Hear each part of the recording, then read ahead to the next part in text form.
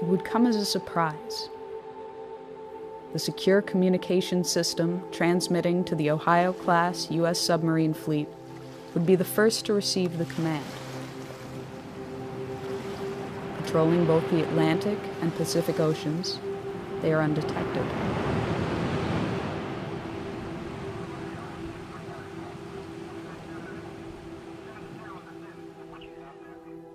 Fourteen of the 18 warships are equipped with 24 Trident missiles each, Trident 1s and Trident 2s. The remaining 4 are armed with 154 Tomahawk cruise missiles, which can be outfitted with nuclear warheads. The fleet as a whole represents half of the United States' strategic thermonuclear capability. A single Trident II missile is equipped with up to 8 nuclear warheads aboard a multiple independently targetable reentry vehicle, or MIRV. A single W-88 warhead delivers the equivalent of 475 kilotons of TNT.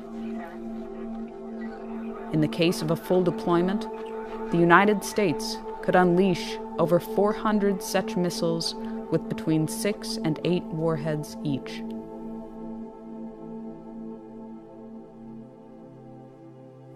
From the time of launch, it can take less than 10 minutes for an SLBM to reach its target, or as little as 5 minutes if it is flown on a depressed trajectory. This allows a very short margin for reaction.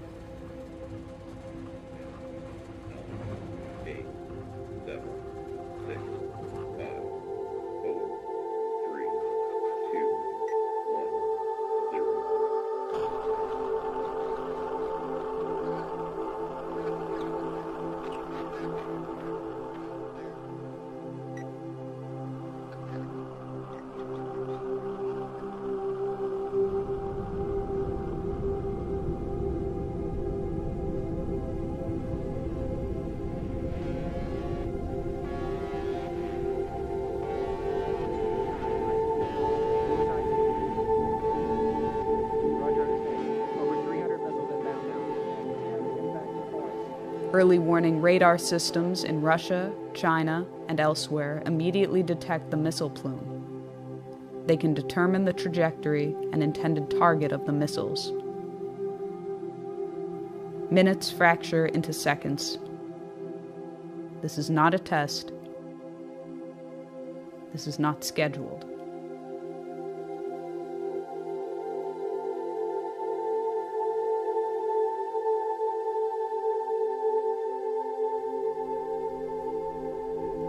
Russian nuclear command and control systems, carried over from the Soviet era, leave little time to opt out or delay a full-fledged response.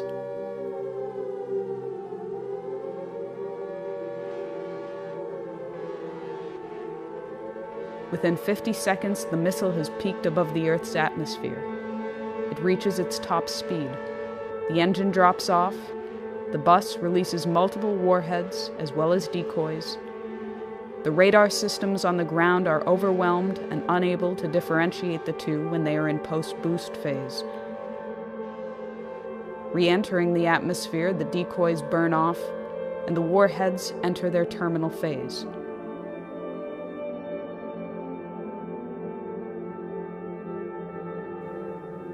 It will be less than 180 seconds before they touch down.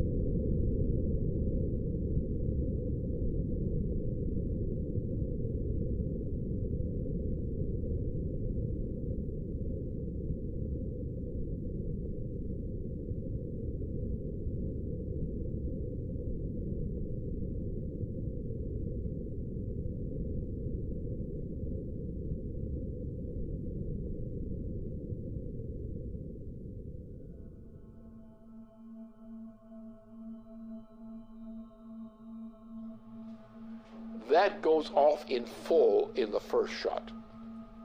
Now you have in the submarines, you have the warheads you have not yet discharged. Those go along the way as a second wave. After that, you're pretty much out of weapons. After which, most everybody is dead. Most logistical systems are dead, non-functional. You have a situation where the effect of this kind of firing creates a continuing effect which may go for several years. Now, instead of having one bomb, which is it's a nuclear super bomb with thermonuclear implications. Now imagine you have the same kind of thing or less, and you have not one big bomb. You have a whole barrage of such things. The exchange involves Russia. It involves China, which has a very significant thermonuclear arsenal. It implicitly involves India. It involves the United States. It involves the extermination virtually of Western Europe.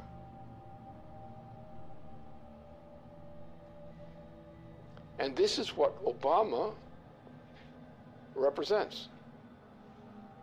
It's what he's intended.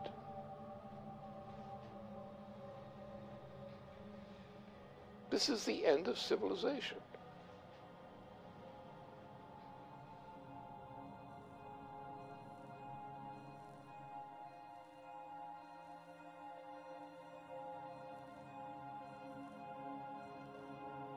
The flash was unimaginably bright.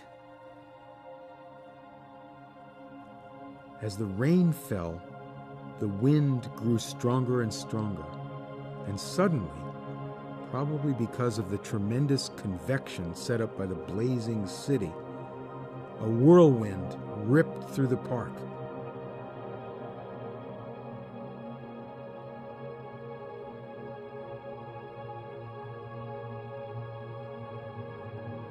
They all felt terribly thirsty, and they drank from the river. At once they were nauseated and began vomiting, and they retched the whole day.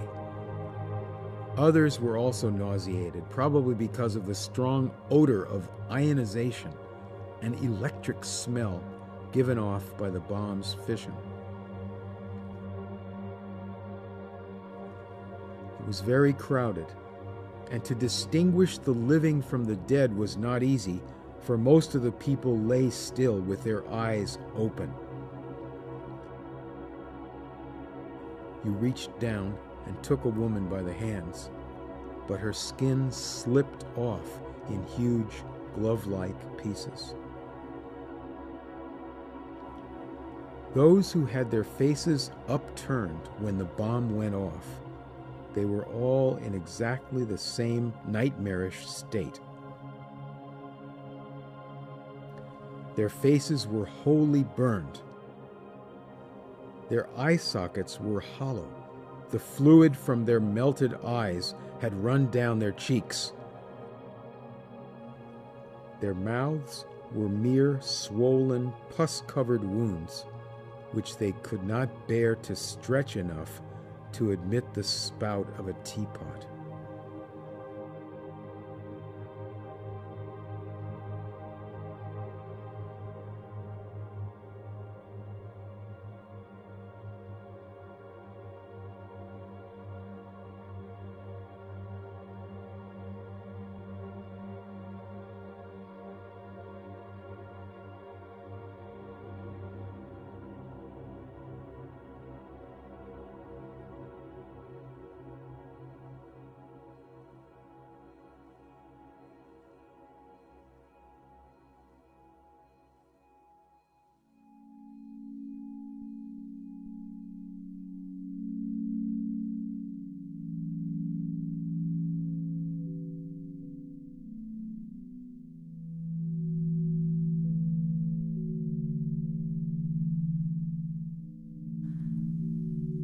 The current world population is 7 billion persons. The current global nuclear arsenal is approximately 5,000 megatons. After a full nuclear exchange and the immediate loss of life at the points of direct impact and surrounding fallout zones, the ongoing environmental, climatic, and social consequences continue for years. The dust and soot picked up from fires, burning cities, and other target sites has been compared to a volcanic eruption, but far more long-lasting. A regional nuclear conflict, employing only 0.3% of the global nuclear arsenal, would potentially result in 1 to 5 million metric tons of black carbon that would be spewed into the Earth's atmosphere.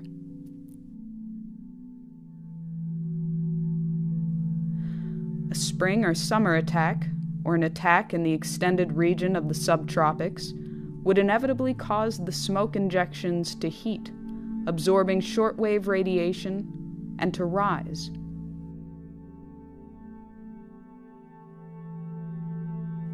Within a week, what is not washed out immediately in black rain has risen through the troposphere and into the upper stratosphere, where it will remain for many years.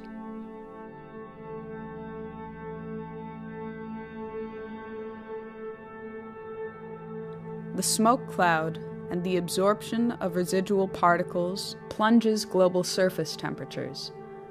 While a regional nuclear exchange could result in global surface temperatures decreasing by 2 degrees Celsius, a large-scale nuclear conflict could alter these temperatures by -7 degrees or more. In the depth of the last ice age, some 18,000 years ago, the temperature difference from today was -5 degrees.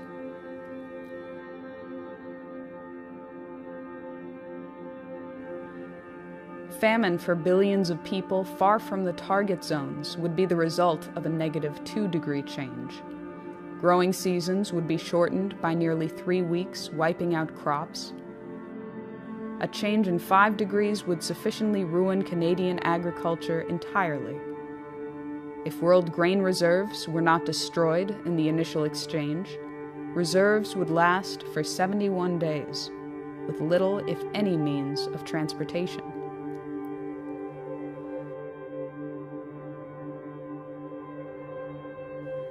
The global hydrological cycle would be disrupted due to the rapid climate change, and global precipitation would likely drop by 45%.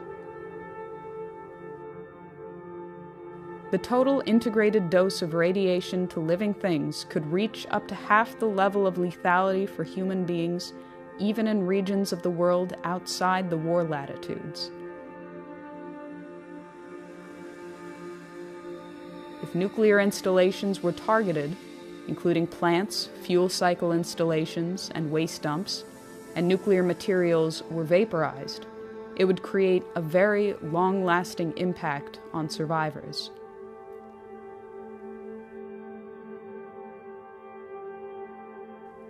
These are only the projected consequences, but it has been said that the effects of a nuclear war that cannot be calculated are just as important as those for which estimates exist. Both, however, are subject to very large uncertainties. These estimated consequences have, so far, survived the scrutiny of scientists in the East and West for the past 30 years.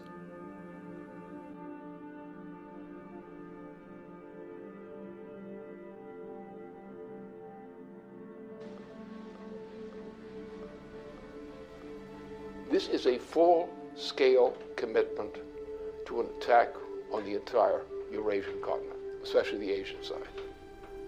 And it's a military operation with a full panoply of every kind of weapon for essentially a nuclear warfare capability, with all components, submarines, various kinds of ships, a vast accumulation of U.S. troops in that whole region, with auxiliary side in.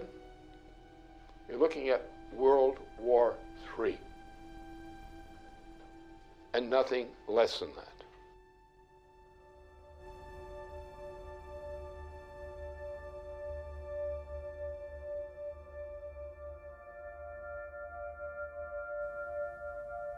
In the period of late 2011, U.S. President inaugurated a Pacific Century, or a Pacific Pivot, which expands U.S. military presence in the naval theaters of the Pacific and Indian Oceans.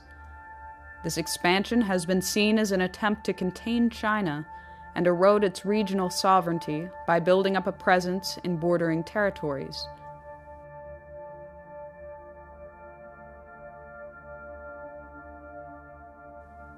Barack Obama's rebalance to the Pacific includes plans that would take effect over the coming years to station 4 littoral combat ships in Singapore, to obtain increased U.S. access to the Australian naval base at Perth, and increase troop levels at Darwin to 2,500 troops.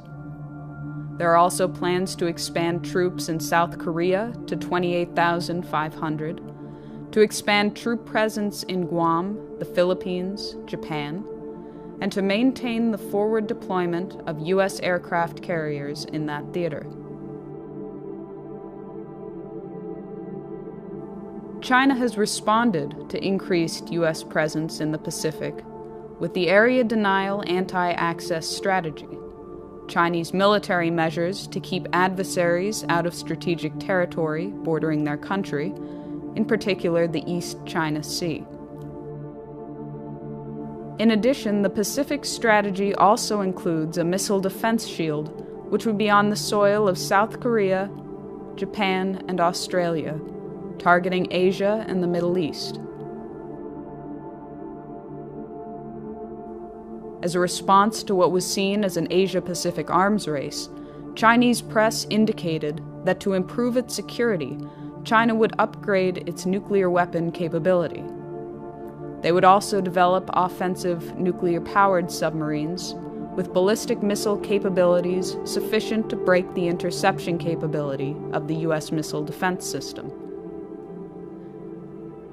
In the spring of 2012, there was further warning that an overarching missile defense system would force China to change its long-held nuclear policy, that China would revisit its policy of no first use and, if threatened, would consider an offensive nuclear strike. We've begun a review that will identify our most important strategic interests and guide our defense priorities and spending over the coming decade. So here's what this region must know. As we end today's wars, I have directed my national security team to make our presence and mission in the Asia-Pacific a top priority. As a result, reductions in U.S. defense spending will not, I repeat, will not come at the expense of the Asia-Pacific. My guidance is clear. As we plan and budget for the future, we will allocate the resources necessary to maintain our strong military presence in this region.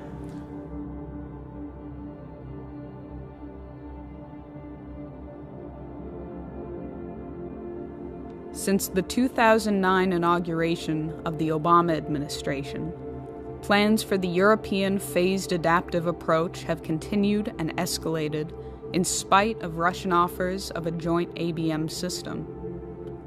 In May 2012, NATO announced that Phase 1 of that system was operational.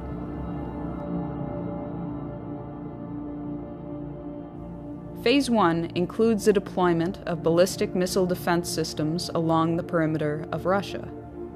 As part of Phase 1, the United States has deployed a missile defense radar to Turkey.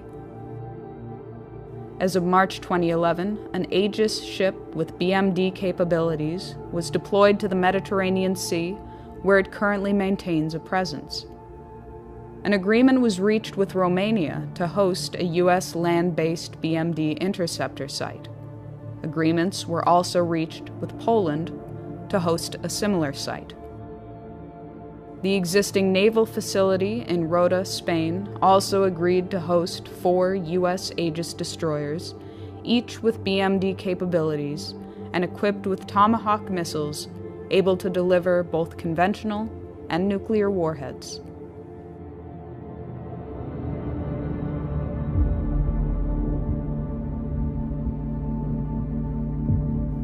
Responding to the inauguration of Phase 1, Chief of the General Staff of the Russian Armed Forces, General Nikolai Makarov, warned that while a joint U.S.-Russia development of a BMD system was an option that should be pursued, the continued buildup of a BMD system on Russia's border was seen as a threat to Russian security and a provocation.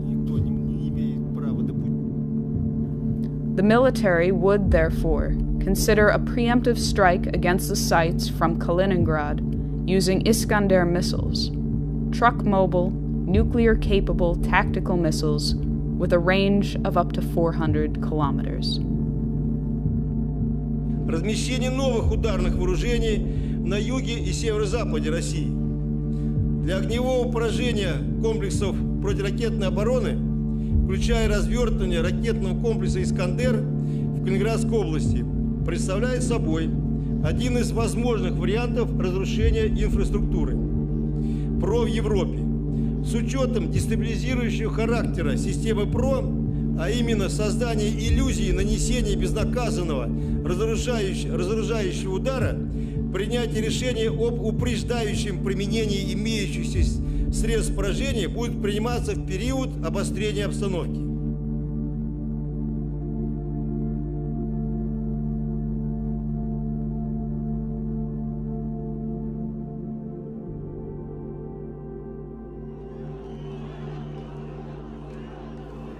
It was demonstrated at Brussels early in February 2012 that while Russia and China abstained from giving their support to UN Resolution 1973, they would forcefully draw the line on Syria and implicitly on Iran. That future interventions or regime change operations in violation of the United Nations' professed commitment to defend the sovereignty of all independent states would no longer be tolerated and would be countered by force if necessary.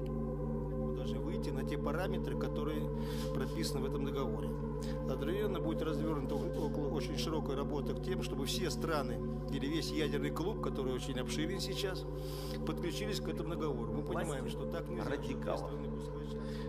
Я уже не говорю, что в какой-нибудь момент такие действия, которые подрывают государственный суверенитет, могут закончиться вполне себе такой полноценной региональной войной. И даже, никого не хочу пугать, с применением ядерного оружия.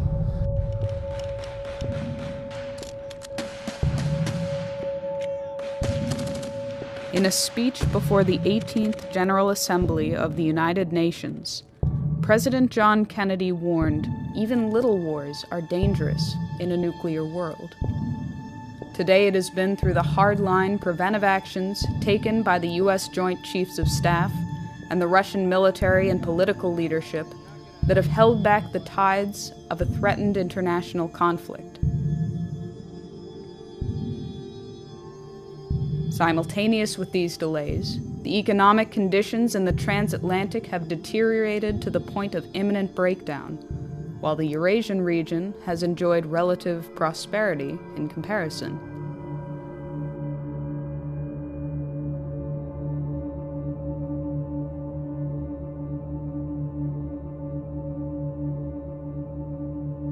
Since the hyperinflationary measures started in 2008 and continue unabated to this day, the transatlantic economies are in ruins and no longer maintain the semblance of economic power they had 30 years ago. Similarly, NATO no longer maintains the military power it had during the Cold War.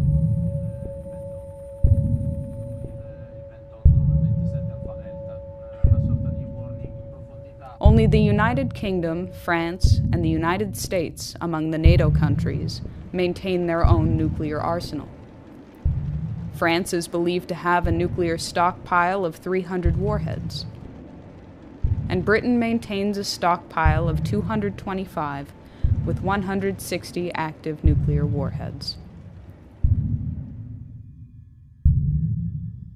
Britain, France, and the United States, after their cooperative mission to eliminate the Libyan head of state, are currently the most emphatic to end the regime of Bashar al-Assad in Syria, despite the line drawn by Russia.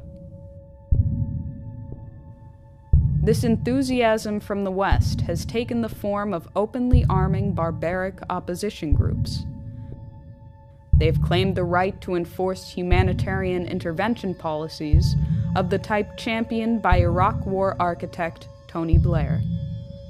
And from the United States, President Obama is escalating the propaganda campaign to establish the pretext for a full-fledged U.S.-led military intervention into Syria and beyond. That a red line for us is we start seeing a whole bunch of chemical weapons moving around or being utilized. That would change my calculus. That would change my equation. If world war were the intention, a Middle East attack would immediately engage the world powers of Russia and China. Inevitably, the United States would employ the greatest assets of its nuclear arsenal. The trajectory of a ballistic missile launched from the Pacific Ocean or Atlantic Ocean, the normal patrol areas of the Ohio-class submarine, would most likely cross China or Russia, assuming the target to be somewhere in the Middle East or Asia in general. This has two significant implications. First, the U.S. would have to inform Russia or China of its intentions prior to initiating a strike from a submarine, if either of those two nations was not the intended target, which blunts the effectiveness of the strike. Second, the launch acts as a datum for the submarine itself. If the launch platform is also carrying nuclear weapons, the effect of launching a missile makes the entire submarine and its nuclear payload more vulnerable. Assuming that other nations have been informed of an intention to launch a strike from a ballistic missile submarine, this may afford a nation an opportunity to actually destroy the submarine. For these two reasons, it is unlikely that any U.S. president will execute a non-nuclear strike from an Ohio-class submarine on strategic deterrent patrol.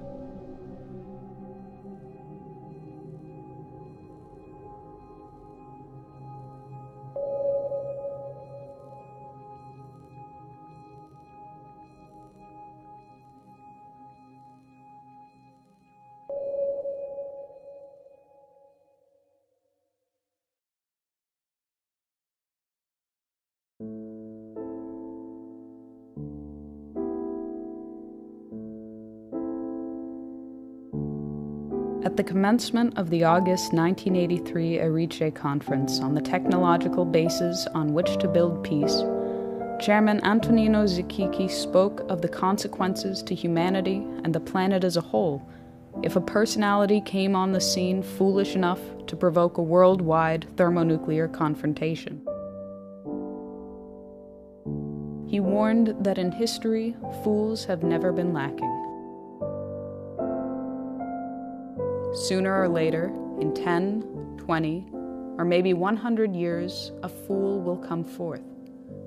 When the fool appears on the scene, mankind will find itself with hundreds of millions of dead, with the ozone layer destroyed by 50%, with the average temperature of the planet lowered by at least 7 degrees. With an enormous amount of radioactivity about, and with mountains of ashes instead of the vast treasures accumulated in centuries of laborious and intelligent activity in all parts of the world.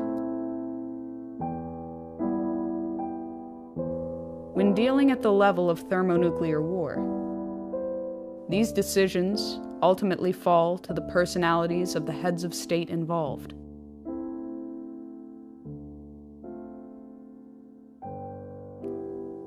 When the American people chose Dwight D. Eisenhower to lead the nation, it was his handling of the Suez Crisis which drew us back from what would have inevitably escalated into nuclear war. Is the language of atomic warfare. When the American people selected John F. Kennedy to be commander-in-chief, it was his commitment to survival and progress and peace that guided his hand in dealing with Soviet Premier Nikita Khrushchev in Cuba, in Berlin, and in securing a nuclear test ban treaty.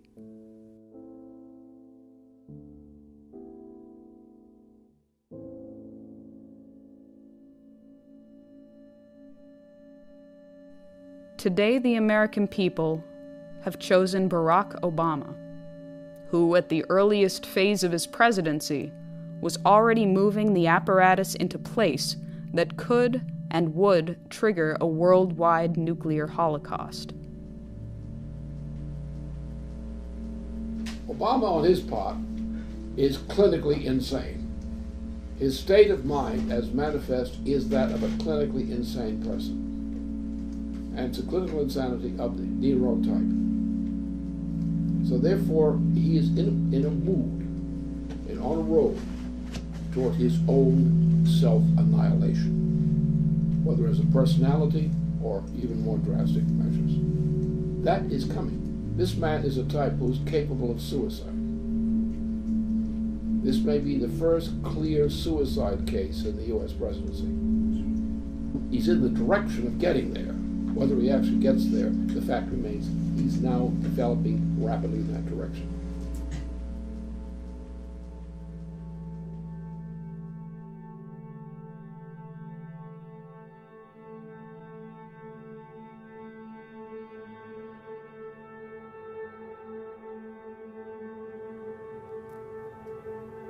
The American people will soon go to the polls to decide the next President of the United States.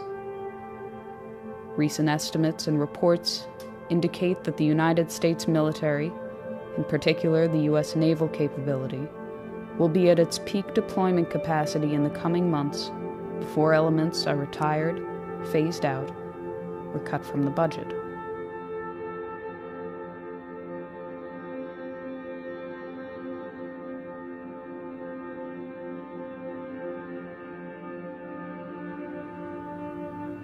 If ever there were a time to launch an attack, it would be now, in these coming months.